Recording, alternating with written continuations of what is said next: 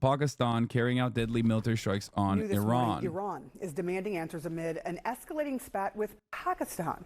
Overnight, Pakistan launched retaliatory strikes on targets in southeastern Iran, just across their shared border. Pakistan claims it took out a number of militants, but Iran says mostly women and children were killed. This is coming just a day after Iran said it fired missiles and drones at militant strongholds inside Pakistan. Local officials say 2 children were killed there. CNN's Ivan Watson is following all of these details for us. Ivan, these really are, and this is an extraordinary moment with Pakistan and Iran launching strikes against each other. What does it mean for the region? Well, I think it just underscores, Sarah, how volatile the Middle East and Central Asia are right now, because even 48 hours ago, you couldn't have imagined these 2 neighbors getting into this tit-for-tat, deadly cross-border missile strike situation. And then out of nowhere, the Iranians fire these missiles into Pakistani territory, saying they're hitting militants who've carried out attacks inside Iran in the past. And it totally shocks the Pakistani ruling establishment, which calls it basically a disruption of Pakistan's sovereignty, says at least 2 children were killed in the strikes, and there are calls for retaliation, and that's what a number of hours ago the Pakistan... Don't they both hate America, or does Pakistan have some sort of U.S.-backed group? Listen, both of these countries have a litany of issues in their domestic affairs and even in their foreign policy. But let's just say that Pakistan, well, let's think about it this way. Pakistan has nukes. Do with that information what you will. No, that's not a that's not a HasanAbi doctrine thing. Yes. Pakistan is a U.S. client state, but unlike Japan or Korea, they do the dirty work without receiving the benefit of the industry that Japan and Korea did. Yes. Pakistan is a U.S. client state. There's no better example of Pakistan being a U.S. client state than like slightly deviating away from American hegemonic positions and getting punished severely for it in the form of a light military coup that has been ongoing in Pakistan currently, where Imran Khan and his supporters, and now you might not like Imran Khan, okay? You don't have to be the biggest Imran Khan fan, but the idea that like all of his supporters are currently being arrested after mass protests and all of his party members are being arrested and being forced to not participate in the electoral process in Pakistan without America ever mentioning it, and this is something that has been ongoing for a long time now, should get you to think about it a little bit, get you to think about it a little bit further. Not to mention harboring Osama bin Laden completely to the knowledge of the U.S. Yeah, we're not even going to talk about that part, but yes, that definitely is interesting as well. Pakistan's an interesting country. That's all I'm going to say. I can come on and explain this more in detail. Let's get through the basics here real quick, and then I'll have you on. Pakistani military basically claimed responsibility for, saying that it fired, quote, killer drones, rockets, loitering munitions, and standoff weapons into Iranian territory after targets that it claimed were ethnic Baluch separatist militants who... These specific strikes, however, have very little to do with the U.S. Yeah, I was just giving a broader analysis of Pakistan in general to the chatters. I don't think that these are specifically related to the U.S. Obviously, nothing is done globally without the United States like having at least somewhat of a say in the process. But I do think that this goes back to what I've said that liberals would probably agree with me on. But I do think that as America's soft power and even hard power as well, to a certain degree, starts waning globally, I do think that you will see more and more regional actors behave in ways that previously they would look to get permission from the United States before behaving in that way.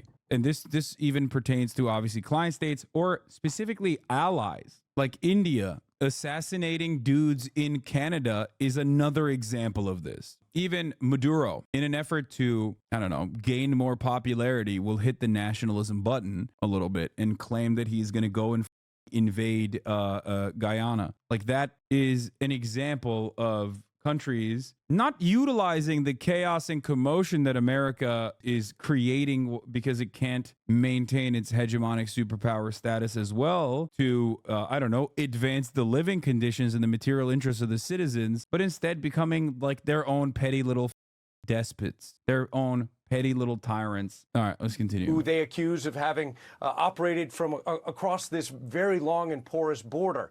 So it's a messy situation. The Pakistanis seem to be leaving the door open to some kind of de-escalation right now, and the ball does appear to be in Iran's court, though Pakistan has withdrawn its ambassador from Tehran, and it has said that Iran's ambassador to the Pakistani capital is not really welcome at this time. So this really is a diplomatic crisis between these two neighbors who basically didn't have any beef more than 48 hours ago. Yeah, I mean, it is extremely troubling and extremely rare. I don't know that we've seen this in our lifetimes. And thank you for clarifying that we are talking about Central Asia as well. A lot of people think that Pakistan. My dad is getting upset that you call Pakistan a U.S. client state. Let me find out.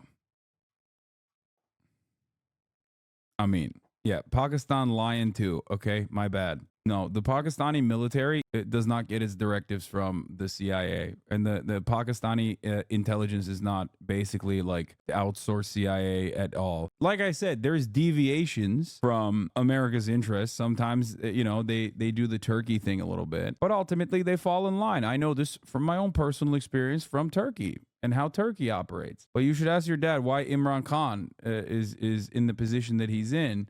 Or, I don't know, read any of the Intercept articles that were written on this by Reingr and Murtaza Hussein. You know, they've done phenomenal coverage that is actually, like, it's gotten a lot of press, as a matter of fact.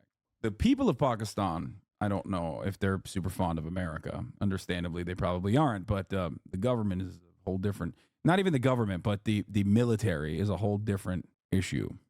Is the Middle East. Thank you. Appreciate it, Ivan. John, this makes me really fearful of a huge conflagration. Look, there's a lot going on here. This is the location of the Pakistani strike inside Iran, and you can see some of the aftermath right there of what took place. This is the video. This is the Pakistani strike inside Iran, and then the Iranian strike inside Pakistan was about here.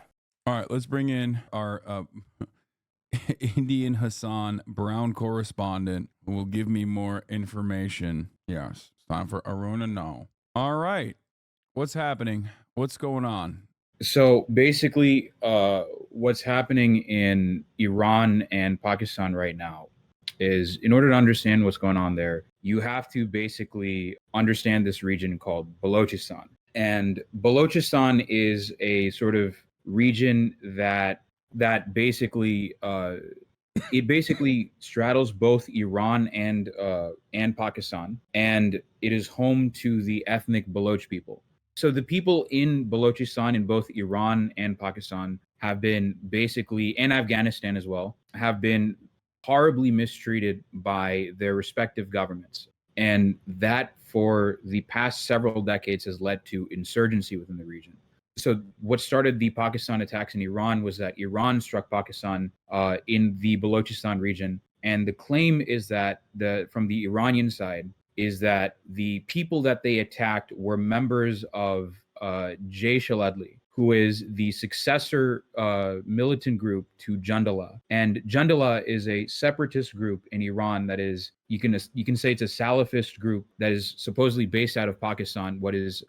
They're claiming they're based out of Pakistan, but they're most active in the Sistan and Baluchistan province in Iran. And so in response, what Pakistan did was they attacked what they considered to be hideouts for the BLF and the BLA, the Balochistan Liberation Army, and the Balochistan Liberation Force, or Balochistan Liberation Force, the BLF and the BLA. So a lot of people are very tempted to think of it as like, is this an Iran versus Iran versus Pakistan thing? That is not the way you should be looking at this whatsoever. The way you should be looking at this is both the militant groups in their respective regions in Pakistan and Iran have been giving the state apparatuses of both countries massive trouble. And so what they're both trying to do right now is that they are trying to basically squash the Baloch, I guess, insurgent movements in both Iran and Pakistan. I'll stop there. A question I have for you is the Balochistan Liberation Front. You said that they are not them directly. They're not Salafists, right? No, so Baloch liberation. No, I said the successor to Jundallah is. So the ones that Iran attacked were Salafists. Okay. So, because the Baloch Liberation Army, is it still Marxist? I mean, at this point, it means nothing at this point. Like, they're not really Marxist at this point. I mean, as far as like a lot of Marxism in South Asia, it's not as like a lot of the Marxists in South Asia Marxist are not nationalist movements, yeah, right? it's more nationalist for at ethnic this point, liberation. yeah.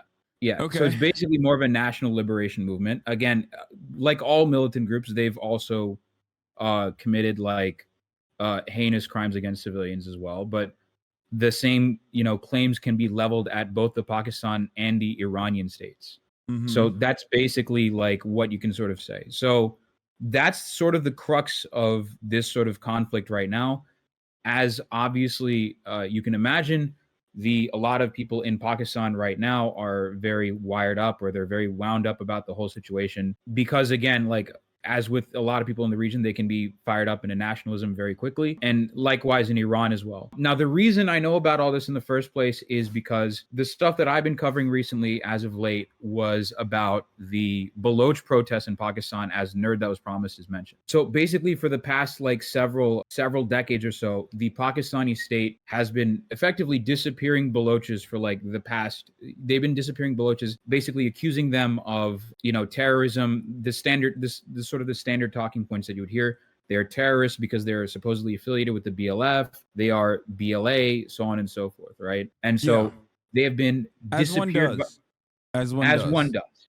Exactly. As any state does, right? I would want to know. I think it would be interesting. This is a suspicion, but I wonder what kind of surveillance technology they're using, and if there's any credence there, or any kind of I don't know, because like I remember reading a little bit about potentially China utilizing Israeli surveillance technology in their mass surveillance campaign against Uyghur Muslims in Xinjiang under the boundaries that were identical to every other country that does stuff like this all the time. Whenever there's like a separatist movement, I wonder if Pakistan. I'm not too sure about I don't know what the involvement with regards to surveillance is. A lot of the disappearances isn't like the surveillance state in Pakistan is not as sophisticated as what you would find in Xinjiang, not by a long shot. What you're basically just like what you're seeing is like it's been happening for decades at this point. This is not a new thing, right? And this has largely led to what the Baloch have basically termed a Baloch genocide. There's been a systematic erasure. So Jaish al-Adli is the Sunni Salafist group that is also a secessionist group in Iran that Iran claims to have attacked in Pakistan. So here's a question then. These aren't joint operations, obviously, but is that the major point of contention here? Like, why is Pakistan upset if they themselves are also clearing out any kind of Balochist separatist movements in their own borders? It's a mix of two reasons. So, and this is just me speculating at the moment. So the thing is, what has actually happened is Iran, when they attacked Pakistan, actually did kill civilians. So understandably, Pakistanis are very up in arms about that, because obviously when you attack civilians as another state, you're obviously the citizens are going to be very pissed off, understandably so. For sure. But it's always been that the Baloch separatism has always been sort of a hot potato between Iran and Pakistan. That's been the one thing that has kind of soured the relationship a little bit. And then the other factor in that is India, because India's involvement in all of this is that it is, to my knowledge, India has Stand by. What's going on? No, I'm just nothing. I'm just saying India is standing back and standing by. They seem to appreciate it. I mean, they immediately it's surprising because wait, didn't they align with Iran or Pakistan in this? India's more in line with Iran. Yeah, which is because again, that's right.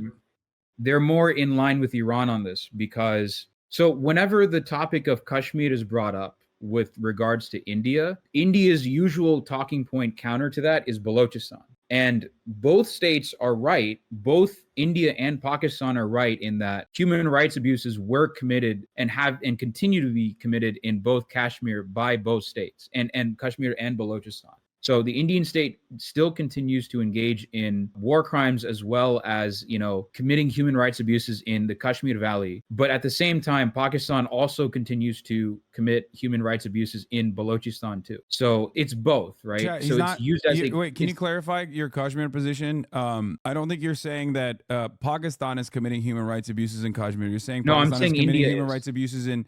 You're saying India is committing human rights abuses in Kashmir, which is correct, and you're saying that Pakistan is committing human rights abuses against Baloch Balochistan. separatists. Yes, before Not just people Baloch separatists, so Balochistan in or general. Balochistan in general. Yeah. Yes. Sorry. So basically the Baloch separatism has been a constant pretense within the Pakistani state as a way of basically just kidnapping and disappearing random Baloch students. So for example, in like universities in Punjab province and Karachi University, for example, there have been random Baloch students that have been abducted by the Pakistani state, by the Pakistani police on basically no suspicion whatsoever. And effectively, this had reached a boiling point in Pakistan, which has led to a mass movement, largely spearheaded by figures like Mahrang Baloch.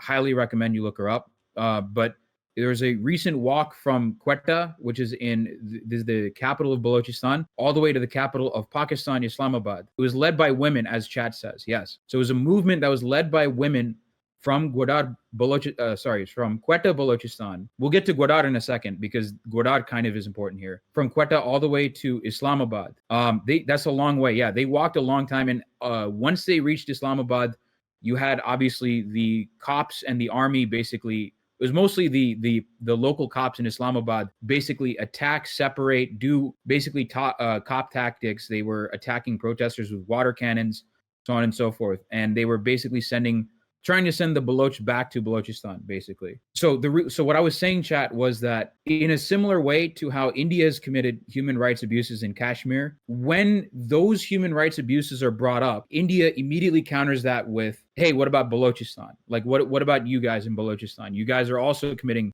human rights abuses in Balochistan, which is true.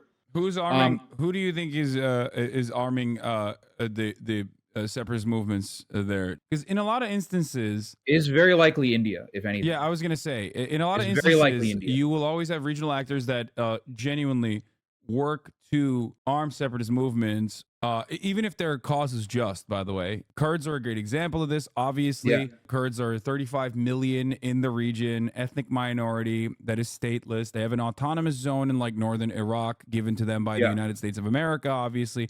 But like beyond that, there's not much. Beyond that, the United States will often arm Kurdish militias and support them until they fuck off, and then allow Turkey to come in and just wipe them out entirely. Right. Is there like a similar thing happening here? Yeah, I mean, Balochistan is the Balochistan independence movement, however, like justified it is. And it is, in a sense, the material conditions for the Baloch people have been atrocious for the past several decades. I mean, right now, the desire for independence at the moment is very low in Balochistan, or at least in Pakistan right now, it's like 33%. But the material conditions for the Balochistan province in both Iran and Pakistan are quite, frankly speaking, they're atrocious. So Balochistan, the Sistan and Balochistan province in Iran and the Balochistan province in Pakistan are respectively the poorest regions in each country. And contrary to popular belief, CPEC, which is the Chinese-Pakistan economic corridor, has not helped that situation either, because a lot of the workers that are working, so Gwadar is another port in Pakistan, which is crucial for their deal at the moment. And so basically, one of the consequences is that the economic conditions for Baloch fishermen have actually worsened because of the economic deal, because Chinese workers that have been imported into the country, that have been brought into the country to work the ports, have actually displaced the local fishermen in a way. There's also sort of an ethnic sentiment angle in Pakistan as well, in that a lot of people within the Baloch, Saraiki, and Pashtun ethnic groups tend to be very pissed off at the Pakistani establishment, which has traditionally been dominated by the Punjabis and the Sindhis. Right. So the current establishment right now again, I'm just saying, like, this is an overall sentiment that I've seen, is that the current establishment of Pakistan is currently run, like, for example, the Bhutto family is largely speaking Sindhi. They're Sindhi speakers. The PML party that's why the PPP party, chat, don't laugh. The Pakistan People's Party is dominant in Sindh. The PMLN party is largely dominant in the Punjab province of Pakistan. And so, because for a long time, these two regions have dominated Pakistani politics, there's been a large resentment from places like Baluchistan, KPK, even the Pakistan administered parts of Kashmir as well, Kashmir and Gilgit-Baltistan. So there's also that angle to that as well. This is all happening as in the aftermath of Imran Khan's ouster as well, even though I feel like these are all things that were already occurring under his reign too, right? I mean, yeah, I mean, Imran Khan has not been the best of allies. I mean, the CPEC was really strengthened under Imran Khan's rule, which has worsened the economic conditions for the Baloch fishermen in Gwadar. But Imran Khan has also not been kind to other minorities, especially, like, the way I think of Imran Khan is that he's not as open, or he's not as, like, directly beholden to American State Department interests like the current administration is.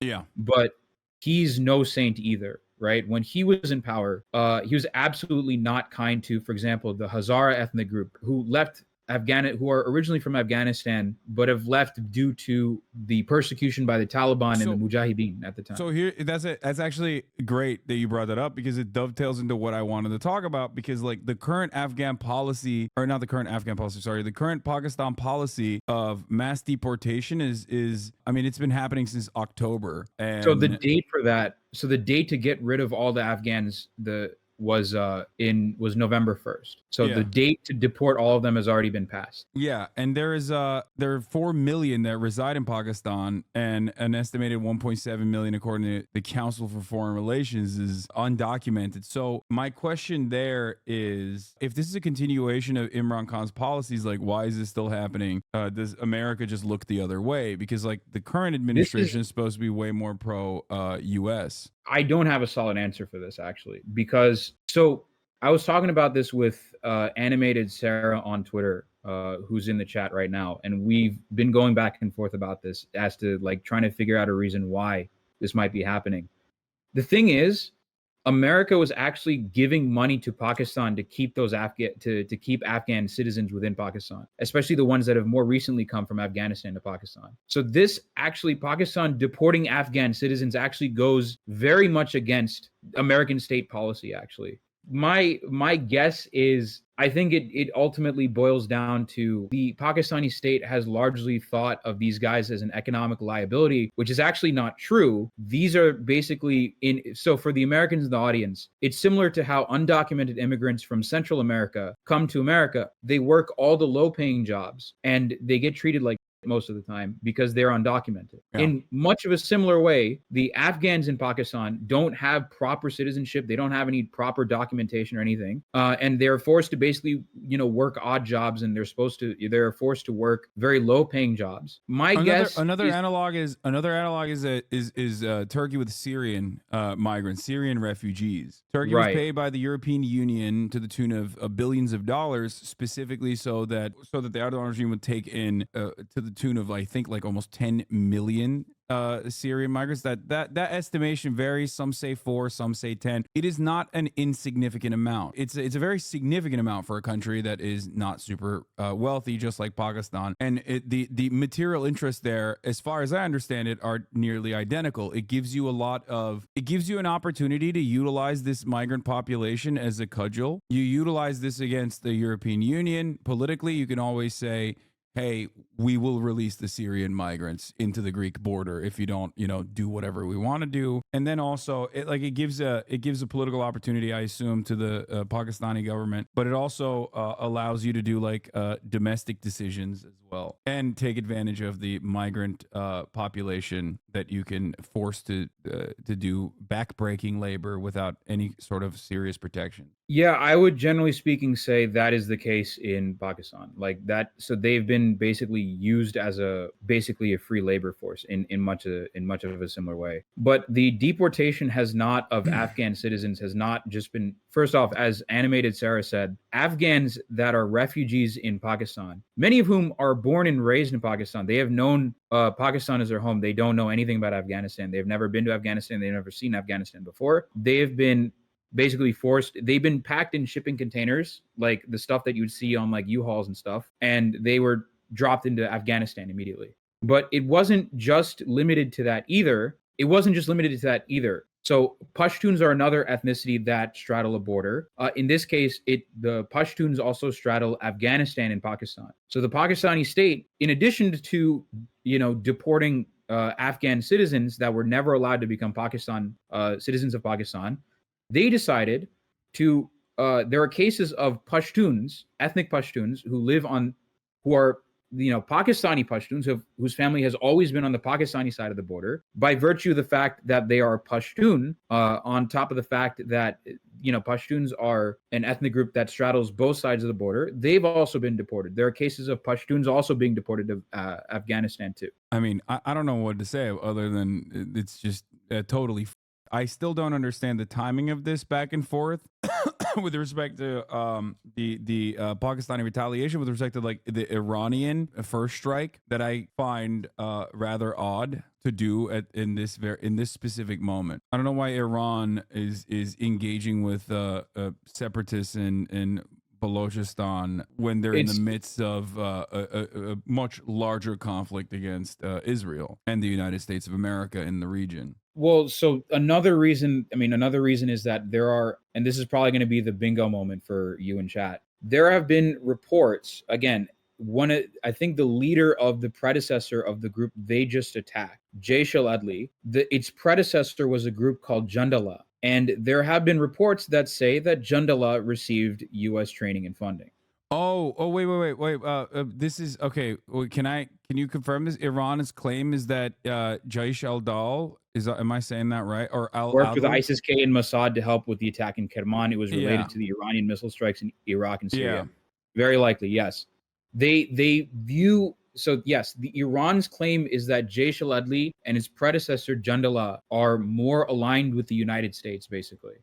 So that's why. That's another reason why Iran might be attacking these guys at this moment. And instead of the thing I still don't understand is like why there's no cooperation within Pakistan and Iran in order to deal with potentially ISIS-K aligned Salafist militias that I suspect Pakistan itself would not be super fond of, unless this is, I don't want to make any assertions here, but unless I assume that the American State Department is giving Pakistan leeway in dealing with Afghan refugees inside of its borders, specifically so that they can win curry favor within in the upcoming election, curry favor within the population that is like very angry about plenty of people, as far as I understand, are very angry about Imran Khan's ouster, and also looking the other way on the reality that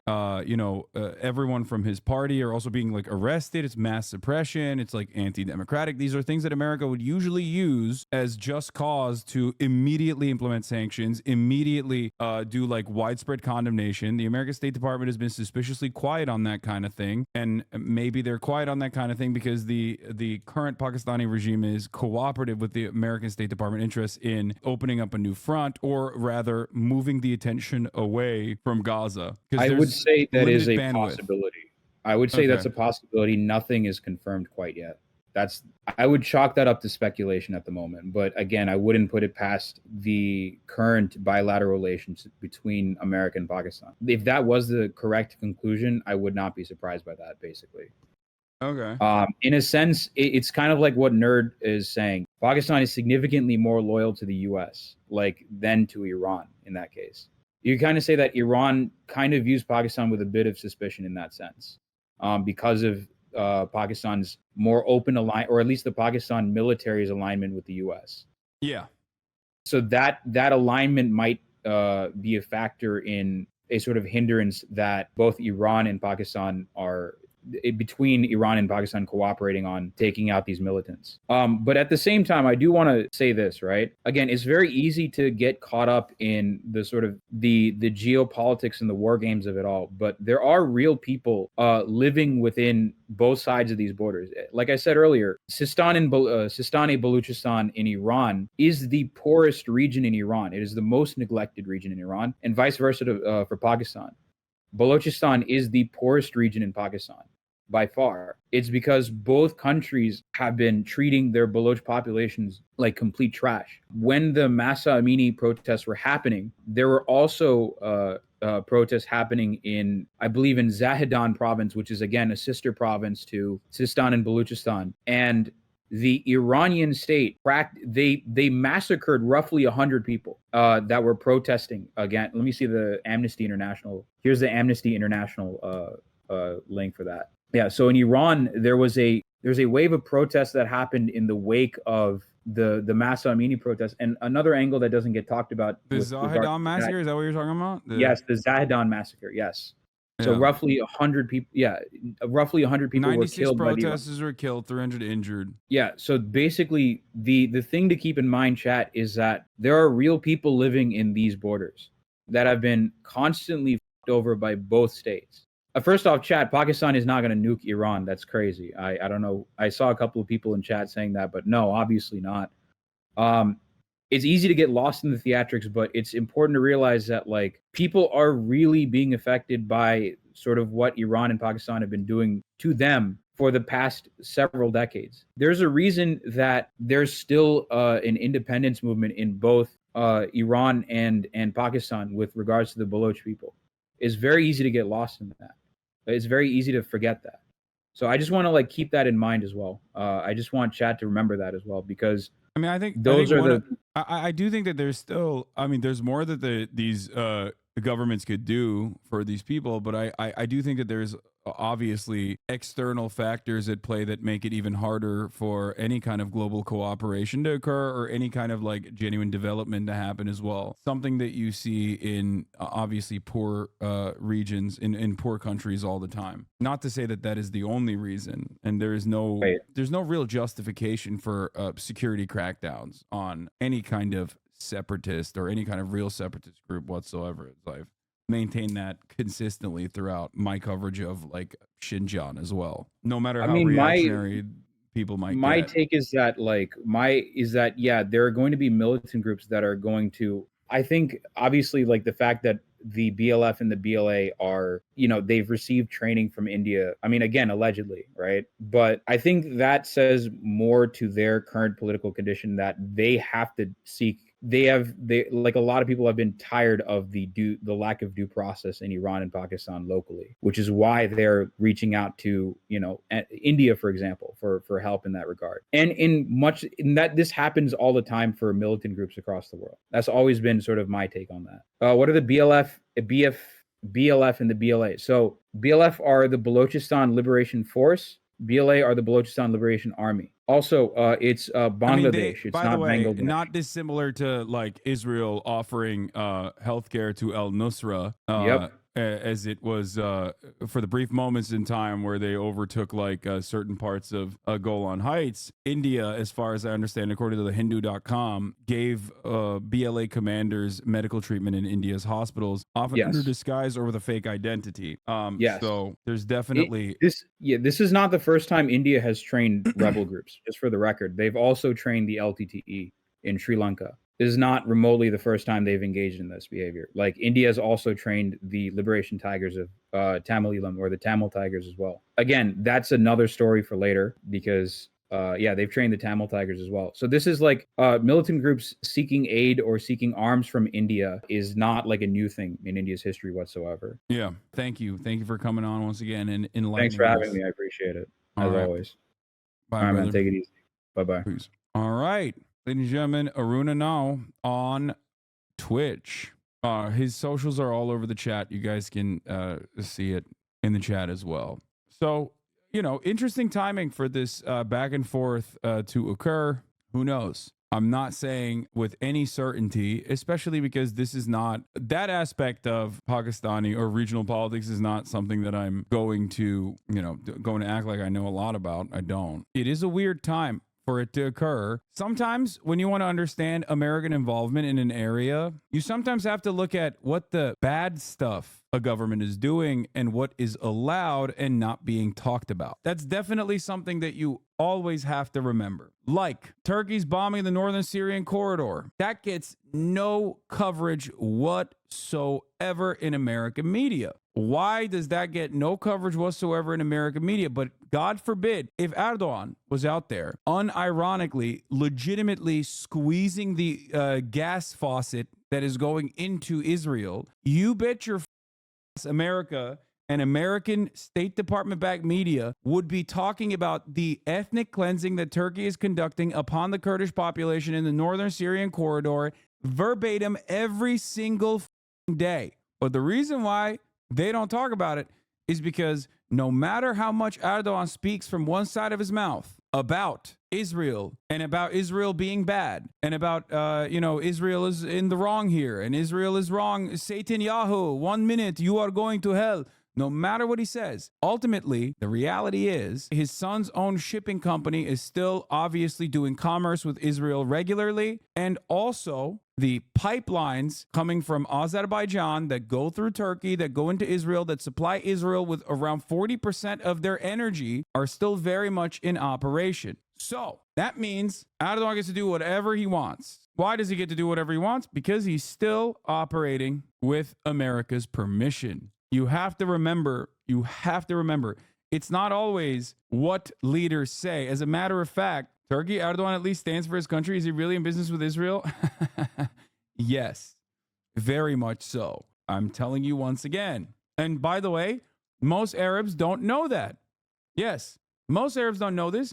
Guys, Jeremy Scahill didn't know this. Come on. And he is a very informed investigative reporter that has literally covered the region for years. People don't know this because it's not even remotely brought to anyone's attention because everyone is hyper focused on this. Most of this is theater. Leave the bees for now. Get it later. All right, I'll leave it. I'm